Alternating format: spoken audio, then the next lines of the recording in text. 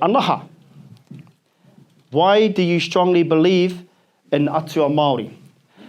Taku whakautu, my answer, I don't believe that they are true. However, I know they are true. Furthermore, I am able to see, to hear, and also physically touch my Atua Māori, our Atua Māori. Ka pai? Maramana? Okay, and of course, growing up, anei, te āhua ngā Atua Māori, fictional characters. Ka pai? Tāwhiri mātea. We've got tāne and rongo, tūmatauenga, tangaroa. And that's how they were perceived, okay, like fictional characters. He wanoa e te whānau, a pōpō, he wanoa tāu he te tiro whakarunga, a rā Ranginui. Ka pai? You can physically see Ranginui. Ka pai? Ko ia tēnei ko Papatuānuku, anei, ko rangi rāo ko papa. Ko rangi kairunga ko papa kairaro. And all we have to do is go outside, take our shoes and socks off, put your feet on that dirt, and you've got a connection to Papatuānuku.